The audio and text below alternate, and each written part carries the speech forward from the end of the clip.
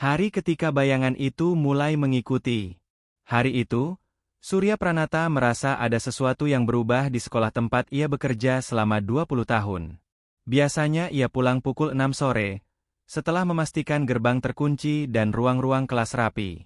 Namun sore itu, ketika matahari hampir tenggelam dan cahaya jingga mulai memudar, ia merasakan sesuatu yang belum pernah ia rasakan sebelumnya. Sebuah kehadiran yang mengikuti dari belakang, seperti langkah yang terlambat sepersekian detik dari langkahnya sendiri. Ia pertama kali menyadarinya ketika sedang mengunci ruang laboratorium yang sudah lama tidak digunakan. Ketika kunci berputar dan mengeluarkan suara kecil, Surya mendengar gerakan halus di dalam ruangan gelap itu. Tidak seperti suara tikus atau angin yang biasa ia dengar. Suara itu lebih berat, lebih teratur, seolah ada seseorang yang berjalan berputar di dalam ruangan. Surya menempelkan telinga ke pintu, tapi setelah beberapa detik suara itu hilang begitu saja, digantikan hanya oleh degup jantungnya sendiri. Ia mencoba menenangkan diri, tetapi perasaan tidak nyaman itu bertambah kuat. Ia melanjutkan pekerjaan, membersihkan area koridor dekat perpustakaan. Pada saat itu, ia merasa ada sesuatu yang mengamati dari ujung lorong. Bayangan panjang yang sebelumnya tidak ada terlihat menempel di lantai, memanjang dari arah gudang lama. Yang membuatnya khawatir, bayangan itu tidak bergerak mengikuti arah cahaya matahari, seakan memiliki sumber sendiri. Surya mencoba mengabaikannya. Bertahun-tahun bekerja di sekolah tua, ia sudah terbiasa melihat hal-hal aneh, kursi yang berubah posisi, pintu yang tiba-tiba tertutup, namun semuanya selalu bisa dijelaskan dengan logika. Tapi bayangan yang tetap diam pada tempat yang sama meski ia bergerak, itu berbeda. Sampai akhirnya ia pulang melalui jalan setapak di belakang sekolah. Langit semakin gelap, dan cahaya lampu jalan tidak sampai ke daerah itu. Setiap langkahnya terasa berat, seakan tanah menahan gerakan kakinya. Surya berjalan cepat, tetapi perasaan diikuti tidak juga hilang. Ia bahkan sempat menoleh. Namun yang ia lihat hanya pepohonan dan rumpun bambu. Namun ketika ia hampir sampai di rumah, ia melihatnya. Bayangan itu, lebih tinggi dari bayangan tubuhnya sendiri, berjalan di belakangnya, dengan jarak sekitar 3 meter. Tidak ada tubuh, hanya kontur gelap yang mengambang di atas tanah. Surya berhenti, dan bayangan itu berhenti. Ia melangkah, dan bayangan itu mengikuti. Tidak pernah lebih dekat, tetapi tidak pernah menjauh. Surya memasuki rumahnya, menutup pintu rapat-rapat, dan menyalakan semua lampu. Untuk beberapa menit ia hanya duduk, menggenggam lutut, mencoba memahami apa yang baru saja terjadi. Baginya, kejadian hari itu bukan sekadar rasa takut. Itu seperti sebuah peringatan. Malam itu, sebelum tidur, ia mencoba menenangkan diri dengan berpikir bahwa ia hanya terlalu lelah. Tetapi ketika ia mematikan lampu kamar, ia melihatnya lagi, bayangan panjang, berdiri di sudut ruangan, menghadap ke arahnya. Tidak bergerak, tidak menghilang. Dan untuk pertama kalinya dalam hidupnya sejak bekerja di sekolah itu, Surya tidak tidur sama sekali. Gudang lama yang dibuka kembali. Pagi berikutnya, Surya datang ke sekolah lebih awal dari biasanya. Matahari bahkan belum naik sepenuhnya ketika ia melewati gerbang dan merasakan angin dingin yang menusuk dari arah lapangan. Semalam ia tidak tidur, dan kantung matanya tampak lebih dalam dari biasanya. Tapi ada sesuatu yang membuatnya memaksa diri untuk tetap bekerja. Ia ingin memastikan bahwa apa yang ia lihat semalam hanyalah imajinasi. Bahwa bayangan yang menempel di belakangnya sebenarnya tidak pernah ada. Namun sekolah pagi itu terasa lebih senyap dari biasanya. Suasana seolah menahan napas. Koridor yang biasanya terang oleh sinar matahari pagi kini tampak temaram, seolah cahaya memilih untuk tidak masuk sepenuhnya. Surya berjalan perlahan menuju halaman tengah, memastikan semuanya terkendali. Ia memaksakan langkah tetap stabil, meski hatinya terus memeriksa setiap sudut ruangan yang ia lewati. Ketika ia sampai di dekat gudang lama, bangunan kecil yang terletak di belakang ruang guru, tertutup debu dan lumut puluhan tahun, ia merasakan sesuatu yang aneh.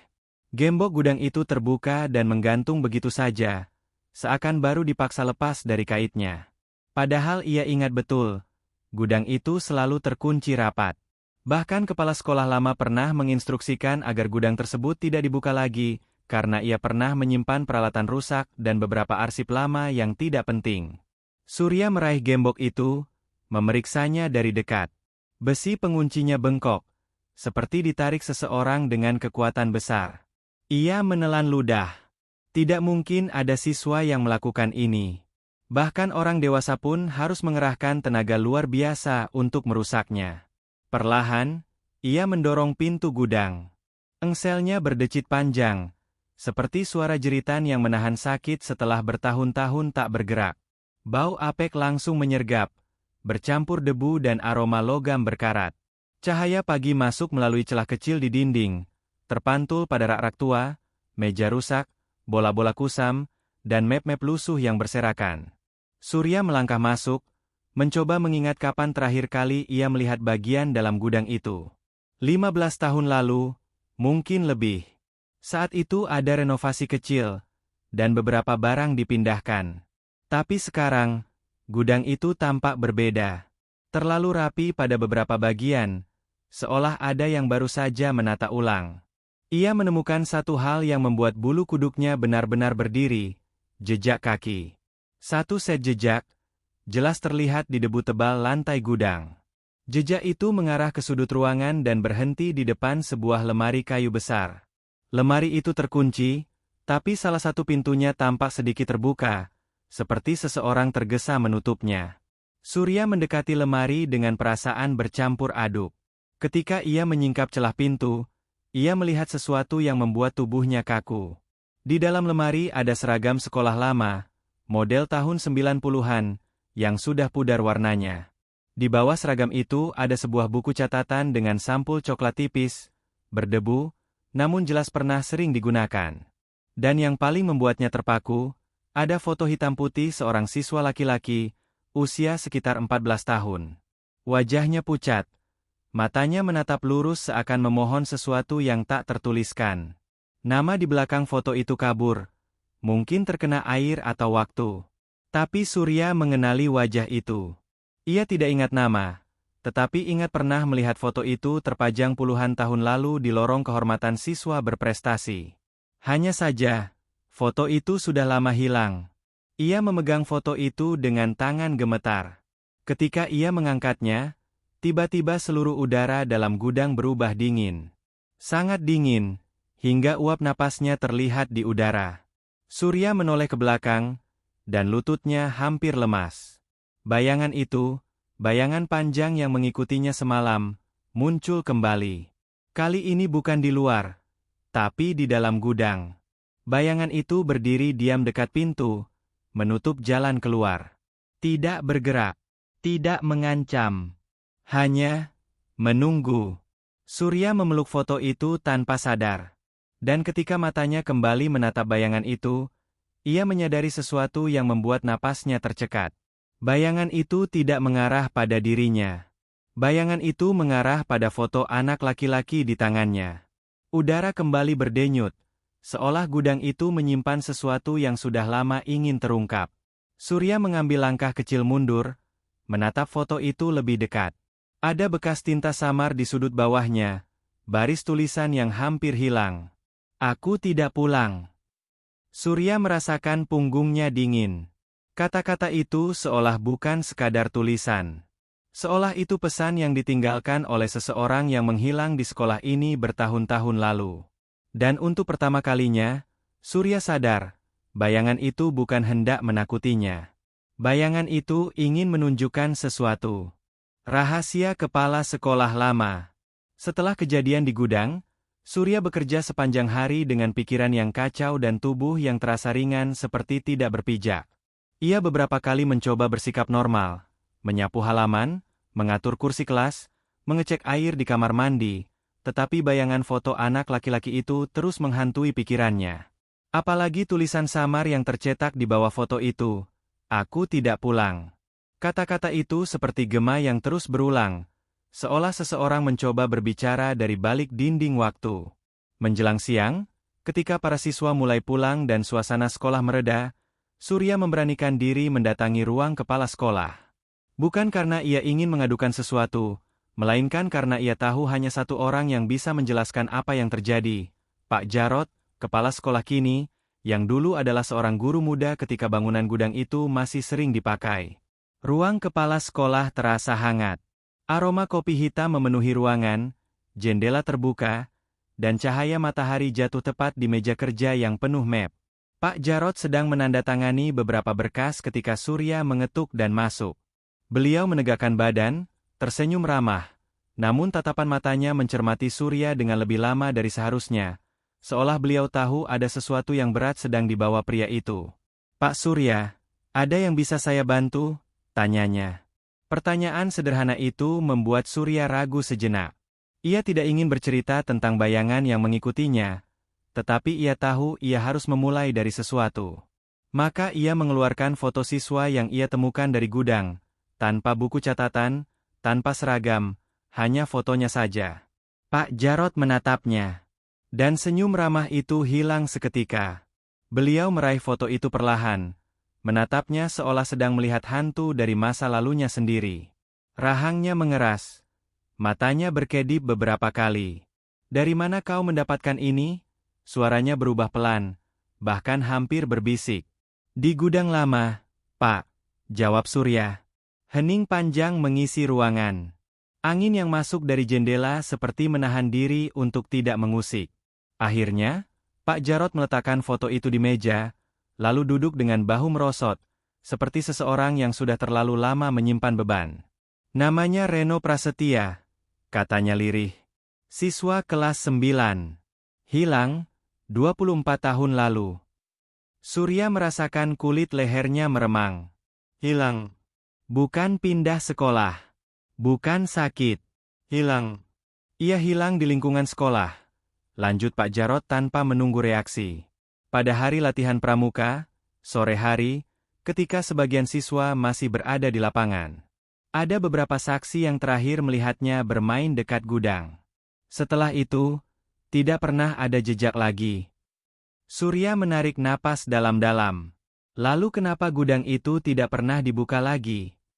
Pak Jarot menatap keluar jendela sebelum menjawab. "Karena hari itu, ketika polisi datang pertama kali, mereka menemukan sesuatu yang tidak mungkin dijelaskan. Ada bercak tanah basah di dalam gudang, padahal musim kering.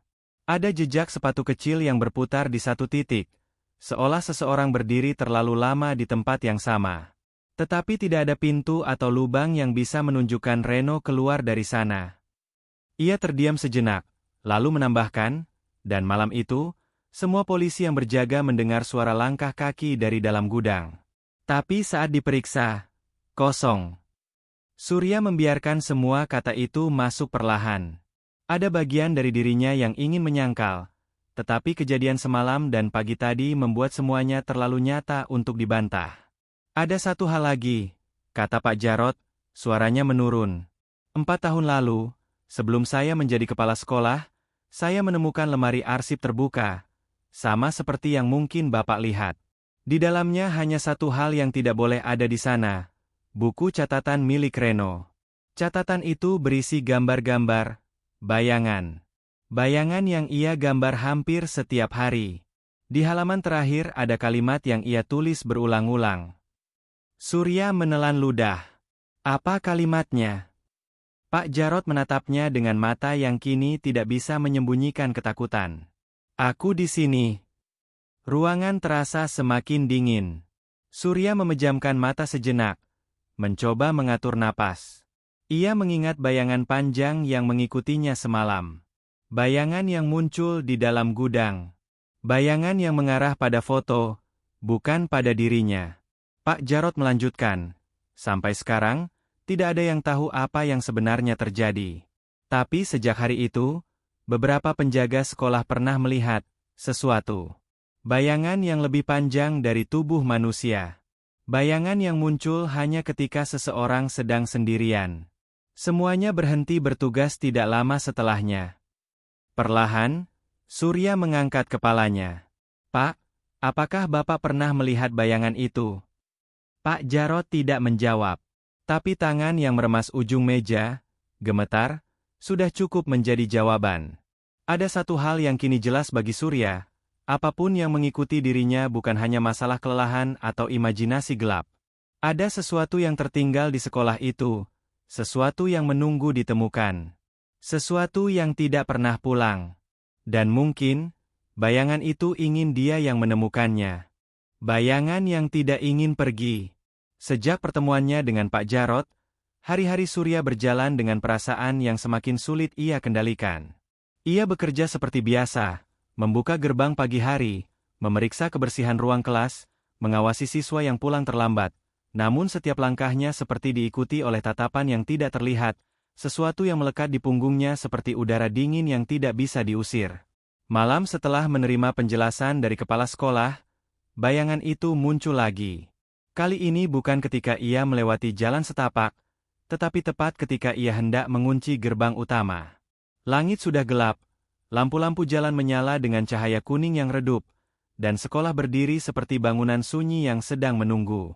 Surya berdiri di depan gerbang sambil memutar kunci, dan ketika ia menengok ke lantai, ia melihatnya, bayangan panjang, memanjang hingga melewati aspal halaman depan. Tidak berhubungan dengan sumber cahaya manapun, tidak mengikuti arah lampu, dan tidak menyerupai sosok manusia secara jelas. Hanya bentuk panjang gelap yang berdiri tegak di belakangnya. Namun ada perbedaan besar dari malam-malam sebelumnya. Bayangan itu kini lebih dekat. Jarak yang dulu sekitar 3 meter kini hanya setengah meter. Seolah bayangan itu merasa cukup Surya tahu sebagian kebenaran, dan kini ingin mendekat. Surya tidak bergerak. Ia membiarkan kunci tetap tergantung di gembok, sementara pikirannya mencoba menangkap sinyal dari bayangan itu. Aneh, tapi semakin dekat bayangan itu, semakin ia merasakan bukan ancaman, melainkan kegelisahan, seakan bayangan tersebut sedang mencari sesuatu yang hilang dan ingin menunjukkannya. Surya mencoba menenangkan diri sambil mengamati kemana bayangan itu mengarah. Dan ia sadar, bayangan itu menghadap ke barat, ke arah gedung lama yang kini jarang dipakai dan sering tertutup. Gedung itu dulunya merupakan bangunan pertama sekolah, dibangun pada tahun 1973, sebelum sekolah diperluas. Isinya beberapa ruang kosong, ruang arsip lama, dan sebuah ruangan kecil yang dulu digunakan untuk kegiatan seni. Tidak ada alasan untuk mengunjungi tempat itu sekarang, kecuali jika memang ada sesuatu yang tertinggal di sana. Surya mengikuti arah bayangan itu. Setiap langkahnya terasa seolah tanah menahan telapak kakinya, namun sesuatu dalam dirinya mendorong terus maju. Lorong menuju gedung lama tidak pernah sepenuh ini dengan udara dingin. Bau kayu lembab dan debu mengambang di udara. Ketika Surya membuka pintu gedung lama, suara deritnya menggema panjang. Bayangan itu sudah lebih dulu masuk, seperti kabut hitam yang meluncur di lantai. Surya menelan ludah dan melangkah masuk. Di dalam ruangan utama, tidak ada apa-apa selain kursi-kursi rusak dan papan tulis tua dengan bekas kapur yang tidak pernah terhapus sempurna. Tapi bayangan itu mengarah ke satu tempat, ruang arsip kecil di ujung koridor. Ruangan itu terkenal sebagai tempat yang semua orang enggan datangi karena baunya seperti kertas basah bercampur kara tua. Surya membuka pintu arsip. Cahaya dari lorong masuk sedikit, cukup untuk menerangi tumpukan map lusuh yang berserakan seperti gunung kecil. Setiap file berisi data siswa dan catatan sekolah yang sudah lama tidak disentuh. Namun bayangan itu berhenti di depan satu rak tua yang sebagian kayunya mengelupas. Surya mendekati rak itu dan melihat ada sebuah laci yang sedikit terbuka. Ia menariknya, dan debu berterbangan. Di dalamnya, hanya ada satu benda, buku catatan coklat, buku yang sama seperti yang ia lihat di gudang. Tangan Surya bergetar ketika ia mengambilnya. Sampul buku itu basah di bagian belakang, seperti pernah jatuh di tanah berlumpur. Ketika ia membuka halaman pertama, ada tulisan tangan kecil. Nama Reno Prasetya tertera jelas di sudut atas dalam tulisan rapi. Halaman-halaman berikutnya berisi sketsa bayangan dalam berbagai bentuk. Panjang, berlipat, bergandengan, berdiri menyendiri. Di beberapa halaman terdapat catatan singkat tentang rasa gelisah, ketakutan saat pulang lewat lorong tertentu, dan perasaan seakan diawasi. Tapi halaman terakhir membuat Surya terdiam sangat lama. Di sana, Reno menggambar denah sekolah. Di salah satu sudutnya, ia menandai titik dengan tinta hitam tebal, hampir seperti lubang kecil. Di bawah titik itu tertulis, "Di sini aku terakhir mendengar suara." Suara apa? Surya menelan ludah. Tanda titik itu menunjuk lokasi yang Surya tahu benar. Ruang bawah tangga gedung lama, tempat yang selalu terkunci karena pernah dianggap rawan runtuh. Ketika ia menutup buku, angin dingin bergerak melintas di belakangnya. Bayangan itu kini berdiri hanya satu langkah darinya. Begitu dekat hingga Surya merasakan kulit lengannya merinding bersamaan. Dan untuk pertama kalinya sejak bayangan itu muncul dalam hidupnya, Surya mendengar suara kecil, bukan suara manusia, melainkan seperti bisikan udara yang dipaksa berbicara. Bukan kata-kata, bukan kalimat, hanya satu rasa yang sangat jelas. Tolong. Surya menatap ruang bawah tangga yang gelap. Bayangan itu menunggu, tak bergerak, tetapi jelas menunjukkan arah. Di titik itu, Surya mengerti satu hal. Bayangan itu tidak akan pergi. Tidak sampai kebenaran ditemukan. Tidak sampai sesuatu, atau seseorang, pulang. Pengakuan terakhir dan akhir yang membebaskan. Surya berdiri di depan ruang bawah tangga gedung lama, ruangan kecil yang selalu dikunci, bahkan sebelum ia menjadi penjaga sekolah. Pintu kayunya kusam, warnanya terkelupas dimakan usia, dan engselnya berkarat. Tidak ada kunci yang menggantung, seolah ruangan itu sudah lama dibiarkan terlupakan. Namun sesuatu yang dingin merembes dari dalamnya, seperti udara lembab yang terperangkap bertahun-tahun dan akhirnya menemukan celah untuk keluar. Bayangan itu berdiri tepat di samping Surya. Tidak bergeser, tidak menghilang. Seolah itu adalah tempat terakhir yang harus mereka datangi bersama. Dengan seluruh keberanian yang ia miliki, Surya menarik napas panjang dan mendorong pintu itu. Engselnya berderit keras, mengeluarkan suara panjang yang memantul di lorong. Bau tanah basah bercampur aroma kayu lapuk langsung menyeruak. Ruangannya kecil. Hanya berisi satu lampu gantung tua yang sudah mati, beberapa ember rusak, dan kotak kardus lembab yang hampir benar-benar hancur. Tapi perhatian Surya langsung tertarik pada satu titik, sudut ruangan yang tampak berbeda. Tanah di sana tidak rata. Ada bekas cekungan kecil, seperti lantai pernah digali lalu ditutup kembali dengan tergesa-gesa. Surya mendekat. Bayangan itu bergerak mengikuti, kali ini lebih jelas arahnya, menyentuh sudut cekungan itu seolah menunjukkan sesuatu. Surya berlutut dan menyentuh permukaan tanah. Dingin. Sangat dingin. Beda dengan seluruh lantai di sekitarnya.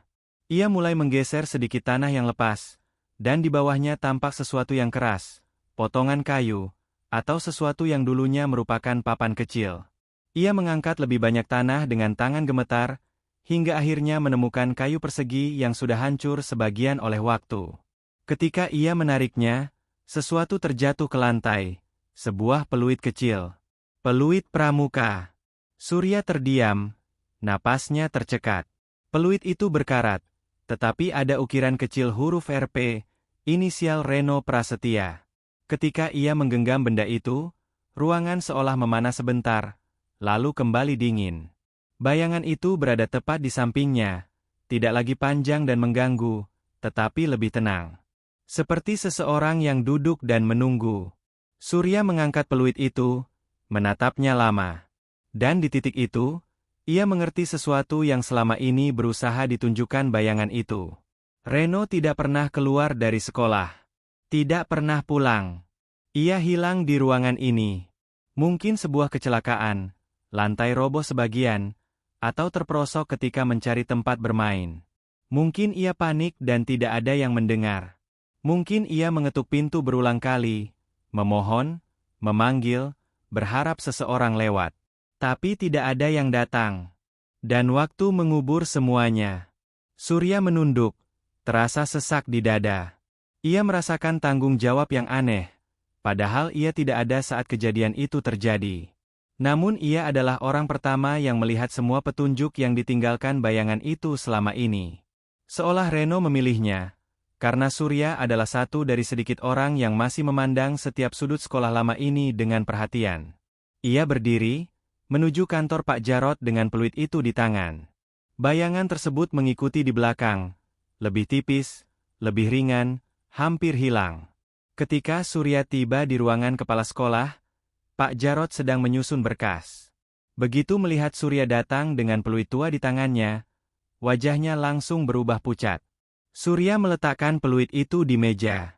"Ruang bawah tangga," katanya pelan. Pak Jarot menutup mata.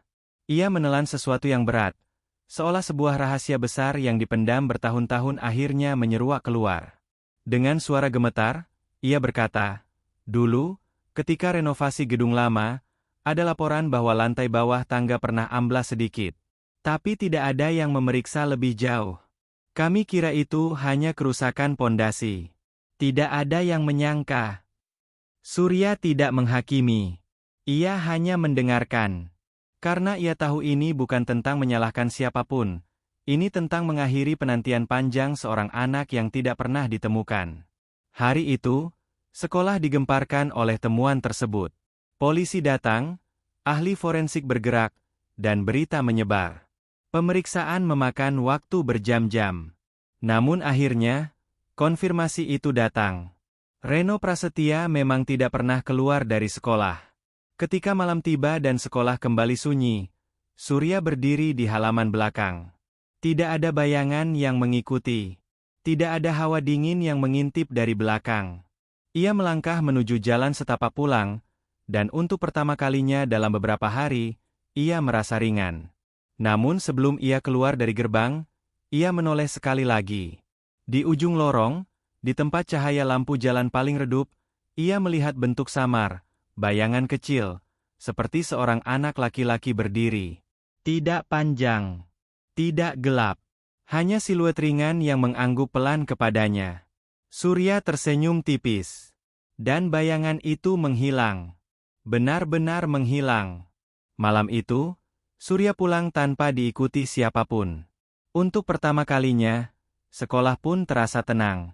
Dan Reno, anak yang menunggu 24 tahun untuk ditemukan, akhirnya pulang.